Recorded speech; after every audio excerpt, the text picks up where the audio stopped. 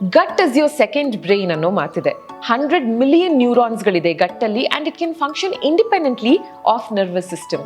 So ನಮ್ಮ gut, ನಮ್ಮ ಮೆದುಳು, ಹೀಗೆ ನಮ್ಮ ದೇಹದ ಪ್ರತಿಯೊಂದೊಂದು ಅಂಗಾಂಗಗಳನ್ನು ನಾವು ಹೆಲ್ದಿಯಾಗಿ ಇಟ್ಕೊಳ್ಳೋದಕ್ಕೆ ಬೇಸಿಕ್ಸ್ನ ನಾವು ಫಾಲೋ ಮಾಡಬೇಕು.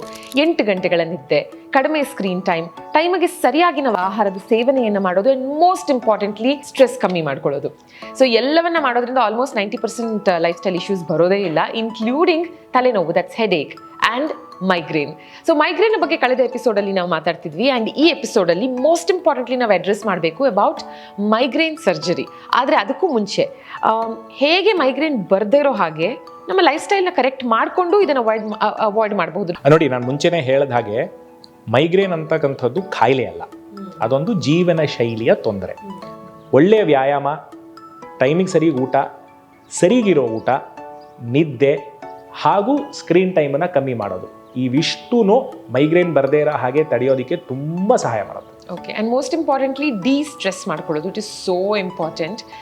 ಡಿ-ಸ್ಟ್ರೆಸ್ ಮಾಡ್ಕೊಳ್ಳೋದು ಅಂದರೆ ನಮ್ಮೆಲ್ಲರಿಗೂ ಇವತ್ತಿನ ದಿನ ಇನ್ಸ್ಟಾಗ್ರಾಮಲ್ಲಿ ರೀಲ್ಸ್ ನೋಡೋದೇ ನಮ್ಮ destress according to us, but according to a neuro surgeon.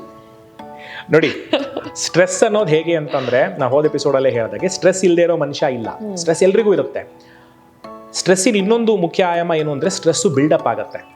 ನಾನು ಇವತ್ತಿನ ಸ್ಟ್ರೆಸ್ಸು ನಾನು ಇವತ್ತು ಡಿಸ್ಟ್ರೆಸ್ ಮಾಡ್ಕೊಳ್ಳಿಲ್ಲ ಅಂದರೆ ನಾಳೆಗೆ ಹೋಗುತ್ತೆ, ನಾಳೆ ಸ್ಟ್ರೆಸ್ಸು 2 ದಿನದ ಸೇರಿಸ್ಕೊಂಡು ನಾಡಿದ್ದಕ್ಕೆ ಹೋಗುತ್ತೆ, ಒಂದು ಇಡೀ ವಾರದ ಸ್ಟ್ರೆಸ್ಸು ವೀಕೆಂಡಲ್ಲಿ ಕೂತಿರುತ್ತೆ. ಸೊ ಮಿದುಳಿನ ಒಂದು ಕೆಲಸ ಏನು ಅಂತಂದರೆ ಆವತ್ತಿನ ದಿವಸದ ಸ್ಟ್ರೆಸ್ಸನ್ನ ನೆಕ್ಸ್ಟ್ ಡೇ ಕ್ಯಾರಿ ಓವರ್ ಮಾಡುತ್ತೆ, ಇನ್ನೊಂದು ದಿವಸದನ್ನ ಅದರ ಮಾರನೇ ದಿನಕ್ಕೆ. ಪ್ರತಿಯೊಬ್ಬ ಮನುಷ್ಯನಿಗೂ ಆವತ್ತಿನ ದಿವಸದ ಸ್ಟ್ರೆಸ್ಸನ್ನು ಆವತ್ತಿನ ದಿವಸನೇ ಡಿಸ್ಟ್ರೆಸ್ ಮಾಡ್ಕೊಳ್ಳೋ ಅಂಥ ಒಂದು ಯಾವ್ದಾದ್ರು ಸಣ್ಣ ಹವ್ಯಾಸ ಬೆಳೆಸ್ಕೋಬೇಕು. ನಮ್ಮ ಜೀವನದಲ್ಲಿ ತುಂಬ ಕೊರತೆ ಇರೋದು, ನಾನು ಯೂಶಲ್ ಆಗಿ ಹೇಳೋದು ಅಂತಂದರೆ 2 ವಿಷಯಗಳು. ಒಂದು, ಸೂರ್ಯನ ಬೆಳಕು ಹೋಗೋದೇ ಇಲ್ಲ. 2ನೇದು, ನಮ್ಗೆ ಯಾರಿಗೂ ಹವ್ಯಾಸ ಅನ್ನೋದೇ ಇಲ್ಲ ಈ ಕಾಲದಲ್ಲಿ. ಚಿಕ್ಕ ವಯಸ್ಸಲ್ಲಿ ಎಲ್ರಿಗೂ ಒಂದು ಹವ್ಯಾಸ ಇರ್ತಿತ್ತು. ಒಂದು 4 ಜನ ಸೇರ್ಕೊಂಡು ಎಲ್ಲೋ ಹೋಗಿ ಆಟ ಆಡ್ತಿದ್ವಿ, ಅಥವಾ ಯಾವುದೋ ಒಂದು ಹಾಡು ಹಾಡ್ತಾ ಇರ್ತಿದ್ವಿ, ಅಥವಾ ಏನಾದರೂ ಒಂದು ಹವ್ಯಾಸ ಇರ್ತಿತ್ತು. ಈಗಿನ ಕಾಲದಲ್ಲಿ ಯಾರನ್ನ ಕಾಮನ್ ಆಗಿ ಕೇಳ್ತೀನಿ, ನಿಮ್ಮ ಹಾಬಿ ಏನು, ನಿಮ್ಮ ಹವ್ಯಾಸ ಏನು ಅಂದರೆ, ನಾನು ಕೂತ್ಕೊಂಡು ನೆಟ್ಫ್ಲಿಕ್ಸಲ್ಲಿ 2 ಮೂವಿ ನೋಡ್ತೀನಿ, ನಾ ಪ್ರೈಮಲ್ಲಿ ಒಂದು ವೆಬ್ ಸೀರೀಸ್ ನೋಡ್ತೀನಿ, ಹೊಸ ವರ್ಡ್ ಬಿಂಜ್ ವಾಚ್ ಮಾಡ್ತೀನಿ. ಸೊ ಅದು ನನಗೆ ದಟ್ ಈಸ್ ಮೈ ಹಾಬಿ ಅಂತ. That is not a hobby, ಅದು ಹವ್ಯಾಸ ಅಲ್ಲ. ಹವ್ಯಾಸ ಅಂತಂದರೆ ನಿಮ್ಮನ್ನು ನೀವೇ ಮರಿಬೇಕು. ನಿಮ್ಮ ಒಂದು ಮೆದುಳಿನ ಸ್ಟ್ರೆಸ್ ಏನಿದೆ, ನಿಮ್ಮ ಮೆದುಳಿನ ಒಳಗಡೆ ಇರ್ತಕ್ಕಂಥ ಟೆನ್ಷನ್ ಏನಿದೆ, ಅದು ತಾನಾಗಿ ಕಮ್ಮಿ ಆಗಬೇಕು. ಯಾವ್ದಾದ್ರು ಒಂದು ಆ್ಯಕ್ಟಿವಿಟಿಲಿ ತೊಡಗಿಸ್ಕೊಂಡು ಏನಾದರೂ ಒಂದು ಮಾಡಿ, ಅಥವಾ ಯಾರು ನಿಮಗೆ ಹತ್ತಿರದಲ್ಲಿ ಇರೋರ ಜೊತೆ ಮೊಬೈಲ್ ಪಕ್ಕದಲ್ಲಿಟ್ಟು ಒಂದು ಸ್ವಲ್ಪ ಹೊತ್ತು ಮಾತಾಡಿ, ಮನ್ಸು ಬಿಚ್ಚಿ ಮಾತಾಡಿ, ಅಥವಾ ಒಂದು ಯಾವ್ದಾದ್ರು ಒಂದು ಸ್ಪೋರ್ಟಲ್ಲಿ ತೊಡಗಿಸ್ಕೊಳ್ಳಿ. ಅದನ್ನು ಮಾಡೋದ್ರಿಂದ ಸ್ಟ್ರೆಸ್ ಅಂತಕ್ಕಂಥದ್ದು ತೀರಾ ನೆಗ್ಲಿಜಿಬಲ್ ಆಗುತ್ತೆ. ಪ್ರತಿದಿನ ಒಂದು ಸಣ್ಣ ಹವ್ಯಾಸ ಮಾಡೋದ್ರಿಂದ ಸ್ಟ್ರೆಸ್ಸು ಅತ್ಯದ್ಭುತವಾಗಿ ಮ್ಯಾನೇಜ್ ಮಾಡ್ಬೋದು. ಓಕೆ.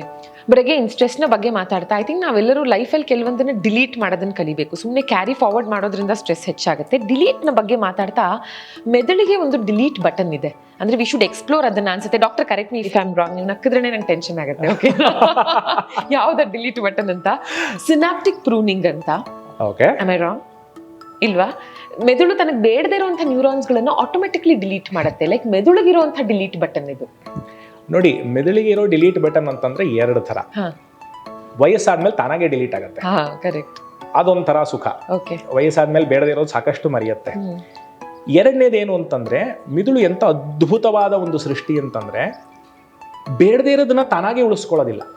ಈಗ ಒಂದು ಉದಾಹರಣೆ ಕೊಡ್ತೀನಿ. ನೀವು ಇಲ್ಲಿಂದ ಬೆಂಗಳೂರಲ್ಲಿ ದಿನ ಪ್ರಯಾಣ ಮಾಡ್ತೀರಾ, ಎಷ್ಟೊಂದು ಜನನ ನೋಡ್ತೀರಾ, ಎಷ್ಟೊಂದು ಗಾಡಿಗಳನ್ನು ನೋಡ್ತೀರಾ, ಎಷ್ಟೊಂದು ನೇಮ್ ಬೋರ್ಡ್ ನೋಡ್ತೀರಾ. ನೀವು ಒಂದು 2 ದಿವಸ ಬಿಟ್ಟು ಎಲ್ಲ ನೆನಪಿರಲ್ಲ. ಕರೆಕ್ಟ್, ನೀವು ನೋಡಿರ್ತೀರಾ. ಅದೇ ಯಾವ್ದಾದ್ರು ಒಂದು ವಿಷಯಕ್ಕೆ ನೀವು ಒತ್ತು ಕೊಟ್ಟು ಅದನ್ನು ನೀವು ಏನೋ ಒಂದು ಸ್ವಲ್ಪ ವ್ಯತ್ಯಾಸವಾಗಿತ್ತು, ಏನೋ ಒಂದು ಸ್ವಲ್ಪ ಬೇರೆ ಥರ ಇತ್ತು ಅಂತಂದರೆ ಅದೊಂದು ಸ್ವಲ್ಪ ದಿನ ನೆನಪಲ್ಲಿ ಇರುತ್ತೆ. ಸೊ ಮಿದುಳಿನ ಸ್ವಾಭಾವಿಕವಾದ ಕೆಲಸ ಏನು ಅಂತಂದರೆ ಬೇಡದೇ ಇರೋ ವಿಷಯನ ಅದು ಇಟ್ಕೊಳ್ಳೋದಿಲ್ಲ, ತಾನಾಗೆ ಅದನ್ನು ಮರೆಯುತ್ತೆ. ಮರುವು ಸಹಜ, ಮರುವು ಒಳ್ಳೆಯದು. ನಿಮಗೆ ಎಲ್ಲ ಜ್ಞಾಪಕ ಇದ್ಬಿಡ್ತು ಅಂತಂದರೆ ಜೀವನ ತುಂಬ ತೊಂದರೆ ಆಗುತ್ತೆ. ಸೊ ಹಾಗಾಗಿ ಮರುವು ಸ್ವಾಭಾವಿಕ. ಬೈ ನೇಚರ್ ನಮ್ಗೆ ಡಿಲೀಟ್ ಬಟನ್ ಬಂದಿದೆ. ನಮ್ಮ ತೊಂದರೆ ಏನು ಅಂತಂದರೆ ಬೇಡದಿರೋ ವಿಷಯಕ್ಕೆ ಒಂದು ಅನಾವಶ್ಯಕವಾದ ಇಂಪಾರ್ಟೆನ್ಸನ್ನು ಅಟ್ಯಾಚ್ ಮಾಡ್ತೀವಿ. ಈಗ ಎಲ್ಲೋ ಹೋಗ್ತಾ ಇರ್ತೀವಿ ಗಾಡಿನಲ್ಲಿ, ಯಾರೋ ಏನೋ ಅಂದರು, ಅವ್ನು ನನಗೆ ಹಾಗೆ ಅಂದ. ಸೊ ಅದು ತುಂಬ ದಿನ ಹೋಗುತ್ತೆ. ನೆಗೆಟಿವ್ ಇಮೋಷನ್ಸ್ ಅನ್ನೋದು ತುಂಬ ದಿನ ಉಳಿಯುತ್ತೆ, ಪಾಸಿಟಿವ್ ಇಮೋಷನ್ಸ್ ಅನ್ನೋದು ಜಾಸ್ತಿ ದಿನ ಉಳಿಯಲ್ಲ. ಅದನ್ನ ಅಟ್ಯಾಚ್ ಮಾಡ್ತೀವಿ. ಯಾರೋ ಇನ್ನೇನೋ ಹೇಳಿದ್ರು ಅದನ್ನ ನಾವು ಮನಸ್ಸಲ್ಲಿ ಇಟ್ಕೊಂಡಿರ್ತೀವಿ.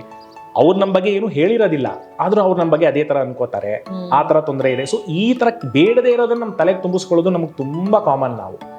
ಅದು ಮಿದುಳಿಗೆ ಅಸ್ವಾಭಾವಿಕ. ತಾನು ಕಳ್ಕೋಬೇಕು ಅಂತ ಹೇಳ್ತಿರುತ್ತೆ, ನಾವು ಅದನ್ನ ಫೋರ್ಸ್ ಮಾಡಿ ಜಬರ್ದಸ್ತಿಯಿಂದ ಒಳಗಡೆ ತುರುಕಿಡ್ತೀವಿ. ಆದ್ರಿಂದ ಸ್ಟ್ರೆಸ್ ಜಾಸ್ತಿ ಆಗುತ್ತೆ, ಸಾಕಷ್ಟು ಬಾರಿ ಅದರಿಂದಾನೇ ತಲೆನೋವು ಶುರು ಆಗುತ್ತೆ. Okay okay.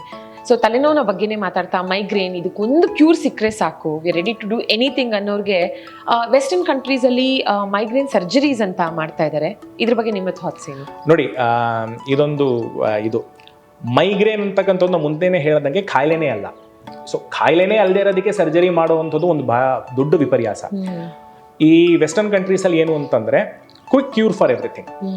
ಈಗ ಸರ್ಜರಿ ಇತ್ತಾ, ಸರ್ಜರಿ ಮಾಡ್ತೀನಿ, ನಿಂಗೆ ಮೈಗ್ರೇನ್ ಕಮ್ಮಿ ಆಯಿತು, ಅಥವಾ ಸರ್ಜರಿ ಮಾಡ್ತೀನಿ ಇನ್ನೊಂದು ತೊಂದರೆ ಆಯಿತು. ಒಂದು ಜೀವನ ಶೈಲಿಯ ತೊಂದರೆಗೆ ಜೀವನ ಶೈಲಿಯ ಮಾರ್ಪಾಡಲ್ಲದೆ ಬೇರೆ ಒಂದು ಟ್ರೀಟ್ಮೆಂಟಿಂದ ನಾನು ಸರಿ ಮಾಡ್ತೀನಿ ಅಂತಕ್ಕಂಥದ್ದು ಎಷ್ಟರ ಮಟ್ಟಿಗೆ ಸರಿ ಅಂತ ಹೇಳ್ತೀವಿ ಅಂತದ್ದು ನನಗೆ ಗೊತ್ತಿಲ್ಲ. ಮೊದಲನೇದು, ಸಾಕಷ್ಟು ಸಲ ಏನಾಗುತ್ತೆ ಅಂತಂದರೆ ತಲೆನೋವುಗಳಿಗೆ ಕೆಲವೊಂದಿಷ್ಟು ಟ್ರಿಗರ್ ಪಾಯಿಂಟ್ಸ್ ಇರುತ್ತೆ. ಎಲ್ಲೋ ಒಂದು ನರ ಒತ್ತಾ ಇದೆ ಅಥವಾ ಎಲ್ಲೋ ಒಂದು ನರ ಹಿಡ್ಕೊಂಡು ಎಳಿತಾ ಇದೆ ಅಂತ ಹೇಳಿ ಆ ಪರ್ಟಿಕ್ಯುಲರ್ ಆಗಿ ಆ ನರನ ಒಂದು ಚೂರು ರಿಲೀಸ್ ಮಾಡೋದಕ್ಕೆ ಅಥವಾ ಆ ಒಂದು ಟ್ರಿಗರ್ ಪಾಯಿಂಟ್ಗೆ ಒಂದು ಸ್ವಲ್ಪ ಸಮಾಧಾನ ಕೊಡೋದಕ್ಕೆ ಅಂತ ಹೇಳಿ ಸಾಕಷ್ಟು ಇಂಟರ್ವೆನ್ಷನ್ಸ್ ಇದೆ. ಆಕ್ಯುಪೆಂಚರ್ ಮಾಡ್ತಾರೆ, ಡ್ರೈ ನೀಡ್ಲಿಂಗ್ ಅಂತ ಹೇಳಿ ಮಾಡ್ತಾರೆ, ಟೆನ್ಷನ್ ಬ್ಯಾಂಡ್ ರಿಲೀಸ್ ಅಂತ ಮಾಡ್ತಾರೆ.